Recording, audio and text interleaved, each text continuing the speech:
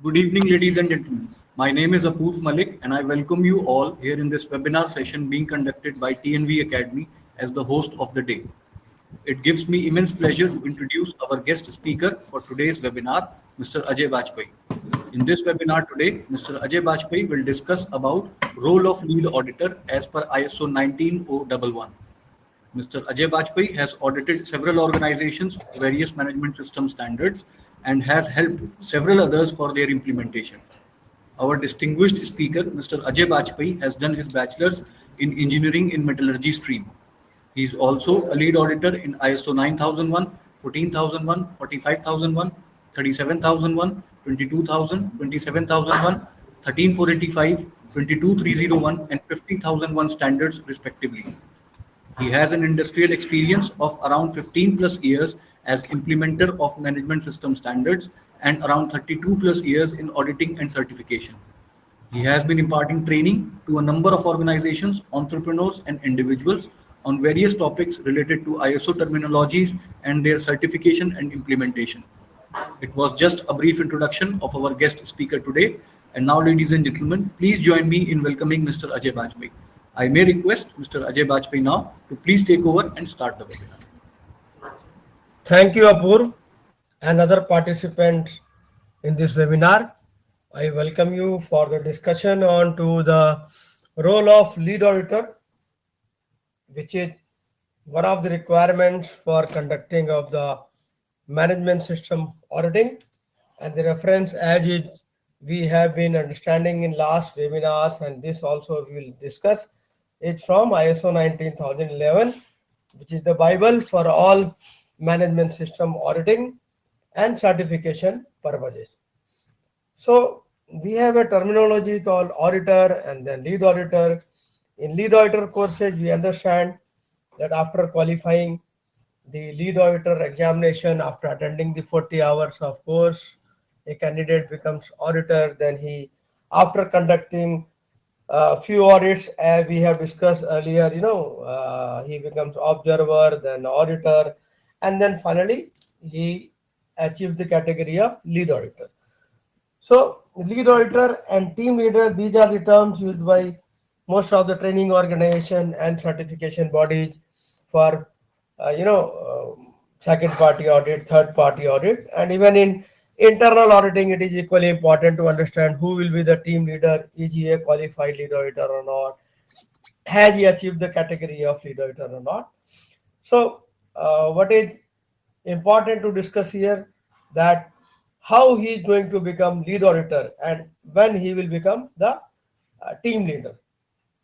So it is the team of the internal auditing management or the certification body, lead auditor selection and approval team. They will decide who will be leading the team, because in team there can be more than two auditors, there can be 3-4 auditors. So the person who is going to lead the team for a particular audit, he is called the lead auditor, or he is also called the team leader. So what is important here is how he is selected. Selection of lead auditor and his approval for a particular client for a particular audit is the key for the success of auditing to achieve the value addition out of the conduct of the management system audit. So when we are going to have a selection of this lead auditor, we need to understand what is the client process, what are the activities of the client who is going to be audited, what are the core processes he has, what are the critical processes he has, and what is the scope of the audit, what is the standard, what is the revision status of the standard, it is a single standard or it is a IMS. So all this needs to be decided when we are going to have the selection of lead auditor for the appointment for a particular audit. Stage 1 audit, stage 2 audit, or in case of internal audit also, the lot of team members are there into the team when it is a multi-locational, multi-site organization. So we need to decide who is going to lead the team. So critical activity here is to understand the process of the client. A particular type of scope, a particular type of a process will require coding to be done. So there are codes which we have discussed earlier also. There are NACE codes, IF qualifications are there. There are categorization done for different kind of activities. So depending upon the what code is applicable for the client, whether he is into manufacturing, he is into service activity, he is into metallic manufacturing, not metallic manufacturing, he is a marketing organization. So with respect to the code allotted to the client activity and processes, the selection of lead auditor is taken reference from there.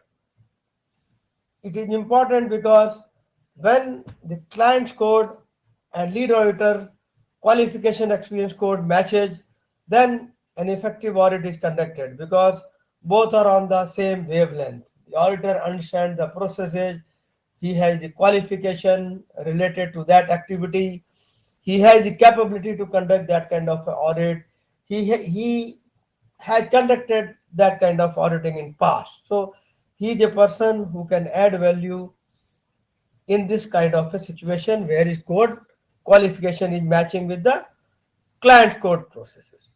So this is the background of the lead auditor selection, and then lead auditor will go on his move of conduct of audit. Let's go on. What are the desired results? What are the expectations when we are going to have a team leader or lead auditor? Certification body expectations. When a certification body is appointing a lead auditor to lead a team, they expect him to conduct an effective audit, which will be meeting the objectives of the audit with respect to the stage of audit, with respect to the scope of audit, with respect to the stage of audit, and the mandate criteria will be completed and so on. And when he is going to take a feedback from the client, he expects a feedback will be positive, and client will say, yes, the lead auditor and their team has added value to my operations of management system, implementation of my management system. Then accreditation board's expectation, AB expectations, when they are conducting the audit of certification body, when they are conducting the audit of a training organization for that matter, there's a lead trainer. In that kind of a situation, they expect the report should be meaningful. Report should be having the points as desired, as required. NC format should have been filled as a self-explanatory report. The entire report they expect should cover all the points as required by the ISO 19011, 17021 and related and supported standard of the particular situation of the audit.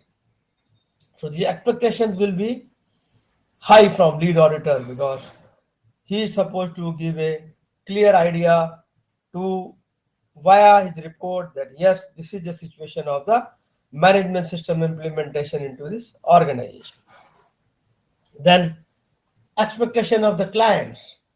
Client has applied for certification. He is willing to go for a 19,001 or 14,001 certification. So he has expectations that yes, the team of auditors and the person who has started coordinating with him as lead auditor, the team leader, he is going to give us a report, the findings, the non-conformities, the observations, who will be adding value to their management system implementation, and their targets to achieve certification will be moving closer because as the NCs and observations are being raised from document review to stage 1 to stage 2 and after certification, they expect more value additions to be done from the audits conducted with the team of auditors who is headed by a experienced qualified lead auditor. So his expectations are very, very clear. He expects a value-added audit to be done.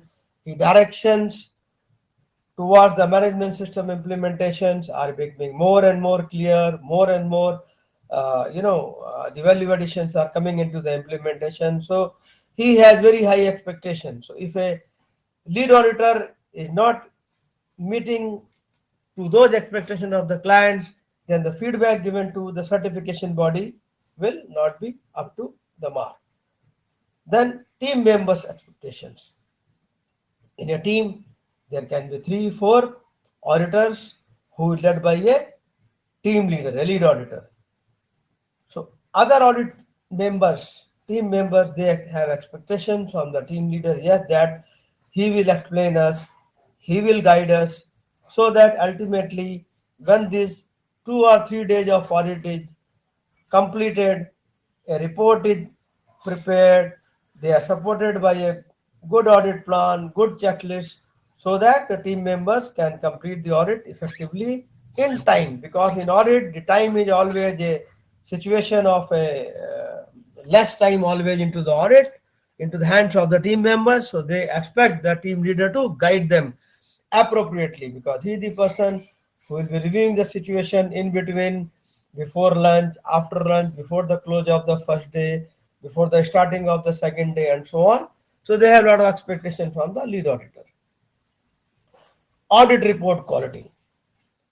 2 or 3 members of the audit team, when they are going to complete the report and they are going to submit it to the client, the audit report quality depends upon how well it has been guided by the team leader and how he has supported his team members to confirm the NCs and observations, and finally a good report is coming out of the conduct of the audit. Then timely submission of the report. There are situations into third party auditing we have seen in last few decades that yes, at times the report's submission is delayed. You see, the client has certain targets, certification body has certain targets. Everybody is moving with a particular target. That's yes, now the stage 1 is done, now the stage 2 is done. So now the report is ready. So now they have to move forward. So timely submission, timely completion of the report, by good guidance from the team leader, by good support from the team leader, is a critical activity, because everybody is expecting a timely submission of the report so that the certification process goes on. It does not take a break, because if it stops, there's a problem always. The continuity should be maintained. Then communication on the audit report. Sometimes a lead auditor is getting some feedback from the client. They are supposed to give him some feedback on some of the non-conformity, major, minor, or observations kind of a situation where he wants some more inputs. So those communications are conducted by the team leader directly, sometimes with the client, but most of the time through the certification body. So that communication needs to be done and conducted by the team leader effectively. Then explanation on the audit reports as required. Once submitted, audit report will have some questions coming from the clients while submitting. When the client is preparing the evidences, he is going further into implementation. So there may be some queries from his part. There will be queries from the certification body, report review team. So the lead auditor will be in continuous touch with the team, and he need to give a lot of explanation at times, clarifications as and when required. So he is a key member into the certification process. So as and when more and more requirements are coming, more and more clarification explanations are coming, he need to provide them in time. So these are the desired expectations from the lead auditor, the team leader. Further getting into the lead auditor role, I have written auditor, lead auditor role, because what happens many times in a particular team, a team leader is there, there can be other lead auditors also who are equally or sometimes less or at par qualified with the team leader, but they play a role of auditor into the team, but their role is also of the similar, gravity, because they are also conducting a lot of independent audits as per the audit plan. So auditor, lead auditor role is equally important to that aspect. Lot of admin arrangements are required, when we are doing the planning of a audit, particularly third party audit. General coordination, availability, and the time management. When a certification body team from the contracting review and contract review and the further planning is going on, they will be getting in touch with the lead auditor and they will talk of some available dates and time, because we will be doing audits across the globe. So time management, availability, daytime, night time, morning time, evening time, all those are equally important. So this general coordination of the availability of the dates and time is very critical for the audit planning, which is the next point, the planning. So when certification body team is coming in contact with the team leader, which may be from the certification body team themselves or he may be a contracted auditors, then they have to form a team. So team formation is now going on. They have to select the team. For example, there is a client in Australia, Sydney. So where to get the team members from? If it is a physical audit, effort will be to select the team members who are more and more closer, to the client place from Sydney. So this is how the time management plan is going on. If it is in India, we are planning a audit in maybe the Agartala. So the auditor team management for a physical audit needs to be from the northeastern side of the country. So this is how the coordination with the team member is going on, the planning. A lot of further discussions will be there when we get into the travel plan. The team leader is supposed to, develop the audit plan, maybe with the support of other audit team members or independent, depending upon the situation and the scope of the audit and his code availability with him. So he need to develop a audit plan and checklist also, which needs to be shared with the team members so that an effective audit can be conducted, where the time management is a key factor always. He has to conduct a lot of coordination with the team members while getting into this planning activity into the admin arrangement area. There can always be involvement of observer into the audits. When under training auditors are there, they work as an observer. So how to take care of the observer, how to see that observer is behaving as an observer. So the team leader will take care of that. Then how much, where to involve, how to take feedback at times from the observer, all that are the key decision by the team leader. Many times we have technical experts into the team. When the team is consisting of members where the code competence is not there, then certification body team will be selecting a technical expert who will be giving input to the team members for the effective technical requirement of the scope, the processes, the products, the services, and so on. So involvement of technical expert, it is the team leader who ensures that yes, effective utilization is done, how to utilize him, whether to take him into what kind of processes, where the other team member do not have expertise, because the code competence is with the technical expert on first day, second day, third day, first half, second half, first shift, second shift. If it is IMS audit, shift audit is going on, OSAS, EMS is there, FSMS audit is on. So in which shift to be utilized, utilization of technical expert to be done. All this is taken with the help of team leader and the certification body team. So involvement of T decided, suggested, taken care by the team leader. Involvement of AB members, accreditation board members, when in case where witness audits are going on, team leader has got most of the responsibility of how to move ahead with the accreditation board members who are there for the witness of the audit as per the audit plan, as per their schedule, as per their movement, which area, which accreditation board member will go with which auditor, whether T will be there or not. So all this coordination is effectively conducted by the team leader. So his role is very, very critical for administrative arrangement as well. Then we go further.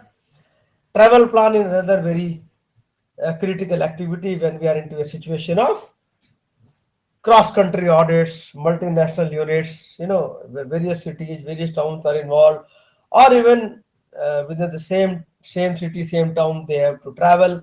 The travel arrangement, the client, the certification body team, the key point of contact will be the lead auditor, because everybody and anybody will not be coordinating from the team. It will be difficult for client and CB team to understand. Then there are arrangements like outstation audits, hotels, guest house arrangements. The key person is the team leader. Food arrangements, type of food. It is the team leader who understands how many vegetarians, how many non-vegetarian audit team members are there. So accordingly, he will be having a communication coordination with the client MR or client team coordinator, so that the audit team, the board members, whosoever are there into the entire group of audit team, this certification process of stage 1 or stage 2, they are all comfortable with the arrangements. Then there are pick up and drop arrangements on first day, second day, third day. Sometimes there are situations where auditors are staying in different guest houses, different hotels, not in the same place.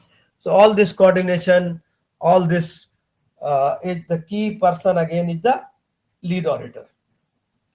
Then pre-audit meetings of the audit team members.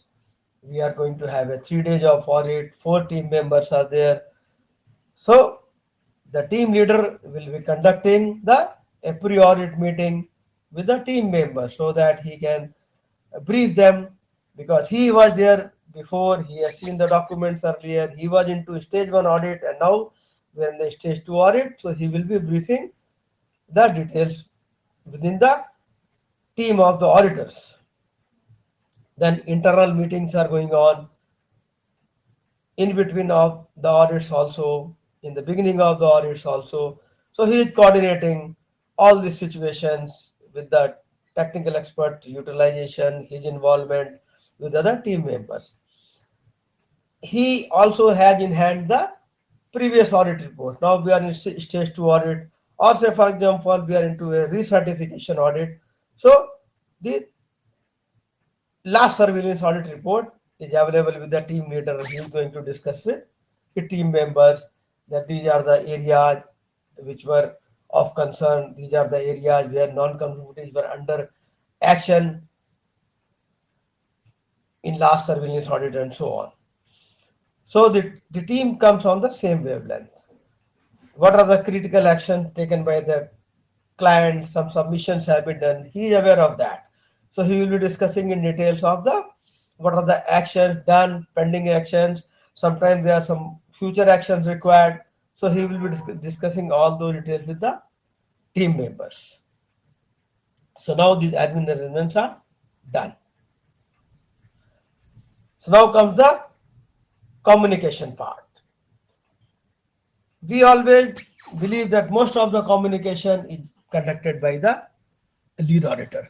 He is the key for the communication, because communication done by other team members unnecessarily will create a situation where a clear-cut guideline will not be available for the client, and he will not be able to coordinate well.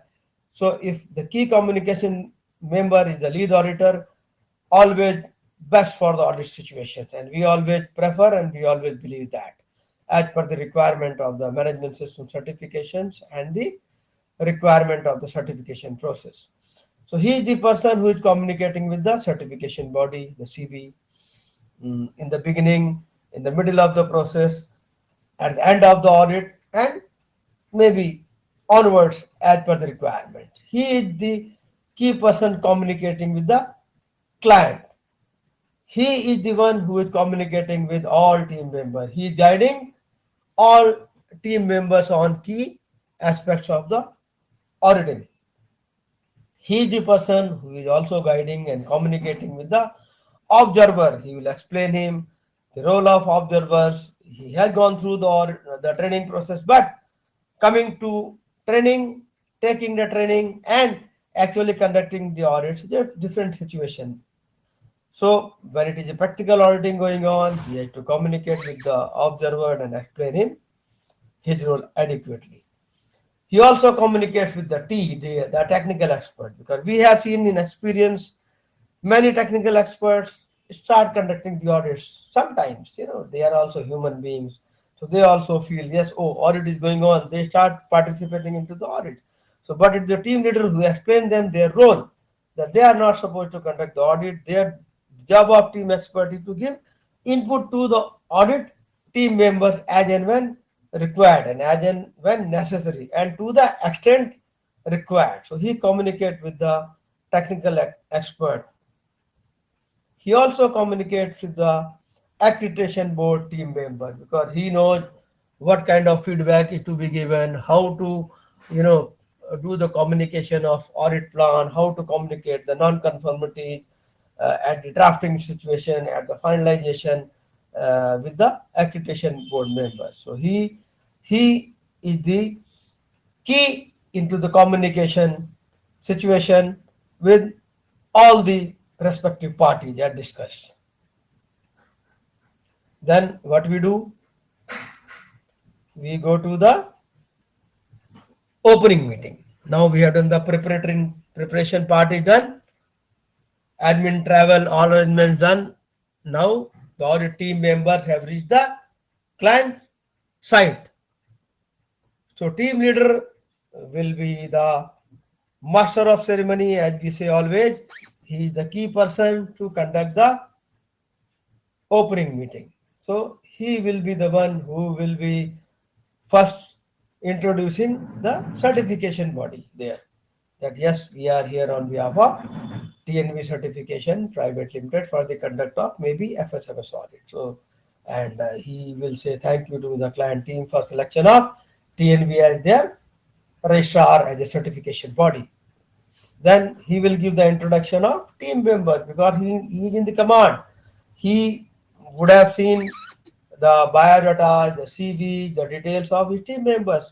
So he gives the introduction of his team members. Sometimes he may ask team members also to introduce himself, but in principle, it is the team leader who is going to give the introduction of his team members. He will also ask for the introduction of client team members. He will, after his part of introduction of the team is over, he will ask the client team members to introduce themselves briefly. He knows that, yes, so he explained that, please explain in brief. Then if accreditation board team is there, we'll also invite the accreditation board team members to introduce themselves, so that they are going to be there with the whole team for next 2-3 days. So we all should know each other as a part of the audit activity. So he invites accreditation board team members also to introduce them and their purpose. Then he explains the purpose of the audit visit and stage of the audit into the opening meeting. That yes, this is a 9001 2015 standard audit for stage 2. And he explained them clearly that yes, we are here for this particular objective. Stage 1 has been completed, and he explained them the, maybe depending upon the situation, the previous audit points also. And then he will explain that yes, what is the scope of the audit applied for, as he has formed and confirmed into the stage 1. But he can always again ask and confirm, yes, if any changes are required, if any additions are required. It may happen at times. So he will take a confirmation of the scope of the audit into the opening meeting itself. Then he will explain the audit plan. This is the time he will explain there are team members, 3 team members into the audit of today, tomorrow, and day after, and these are the various department functions will be conducting. Of course, the audit plan is already shared with the client, but he will always, reconfirm it of the availability of the client team members. If somebody is not available at a particular day or a particular first half or second half or in a particular A, B, C shift items, the shifts are going to be audited. So he will reconfirm it with the audit team members. So this is all in details he will confirm. Also, he will confirm other things like confidentiality and all. That's his role again. As per the 19,001 standard, all those points are definitely covered, and he is the key person to conduct the opening meeting. So we have discussed so far the requirement into the discussion today, that as per 19,011, the auditor, lead auditor role, the key is the lead auditor, but there can be other team members also into the auditor who can also be the lead auditor. But now we are talking of team leader as a lead auditor, and his selection is very important with respect to the client process, the client's activities, and the code of the client, so that an effective and value added audit can be conducted. Then we have discussed the expectations of the certification body, accreditation board, the expectation of the clients, expectation of the team members, and he is the person who is going to, finally develop the final report for the communication with the audit and other team members and with the CB. So his role is important for the development of a sharing of a good report. And then we have discussed the arrangements into the auditing. A lot of admin arrangements are required, as we discussed. He is the person who is going to involve the entire team so that an effective and positive, audit can be conducted, so that the results are as required by the auditing and management system standard. Then we have discussed the expectation. We have done the admin arrangements. A lot of travel arrangement, travel coordinations are also required to be done. Hotel pickup arrangements, internal meetings, previous audit reports for the conduct of good audit, so that whatever pending points are there, they are known to the team members, and they go on for effective conduct of stage 2 or any certification or surveillance audit. Then we further go into the communication of the entire process by the lead auditor, the team leader. He is going to communicate with the entire team member, the certification body, the observer, the technical expert, the accreditation board members, and so on. So he is the person who is guiding with a good communication skill of it, which he has developed into last many years with his experience. Then he is going to conduct an effective and impressive opening meeting, because that is the point where from it will be decided the direction of the management system implementation. We have seen in experience that an organization who was not very comfortable with the certification process sometimes, and they were saying, oh, how will be certification will be done, how the audit will be conducted, and so on. But it is the experienced team leader who makes them comfortable into a good and positive opening meeting, and the next 2-3 days of the audit goes on comfortably with the audit team members. So these are the key points I thought I will discuss, and I have summarized that. We can also go for the further discussion into the certification body links, which we have here further. Yeah, these are the links for certifications, where we have got websites which are very informative and detailed. One can go and study these websites and find out more and more details, and you can ask us further questions after the conduct of this webinar also, that Apur will explain you. Thank you, Apur. If anybody has any questions, you can ask. Sir, I have one question. Yeah. Sir, say suppose an auditor's behavior or the work which he performed during the audit for a certification body, the certification body is not satisfied with the findings or maybe the behavior of the auditor during the audit. So, is there any provision in ISO 19 or 001 that whether the certification body can raise a complaint or their observation against the auditor? You see, this keeps on happening at times when the auditor is not fully trained or he had not understood the requirements. So there has been situations that many auditors have not continued their auditing for a couple of months or couple of years till they have improved upon. There's always a system of feedback from certification body, which they are doing on a continual basis. Every certification body has got a complaint and appeal system, which the lead auditor will explain to the client, which is as per 19,011 and 17021, that they will give a feedback onto the performance of the audit team and audit team members. So according to the feedback, the certification body will take actions, and there are actions taken sometimes. Yeah, and they are also shared with the auditors, and Thank you some so much, sir. auditors If take it any of the other multiple weeks. participants has any questions, they can please ask. If the Hello. participant, yes, sir. Yeah. If nobody has a question, then you can go on. There was a silence in between, so I thought, yeah. Definitely. So if the participants do not have any question as of now, they always have an option to place those questions on the video of this particular webinar, which will be uploaded on our YouTube channel, and we will be passing on those questions to Mr. Ajay Bajpai, and definitely he will be very happy answering them. So we can now come to the conclusion of this session, and I would say that we are so much glad that we have been benefited by the knowledge shared by Mr. Ajay Bajpai on a very good terminology and complex terminology, which is not mostly understood by certification bodies and even by the auditors as well. I would also say with much confidence that our participants must have enjoyed the context of today's webinar, and it will be definitely add value to their expertise and domain of work. Surely we will be coming up with such more topics on which you have so much interest in the field of ISO terminologies and concepts. I thank you from the bottom of my heart, Mr. Ajay Bajpai, on behalf of TNV Academy, for giving your valuable time and accepting our invitation to be the guest speaker for today. I also thank all the participants for taking out time from their busy schedule and joining us in the webinar today.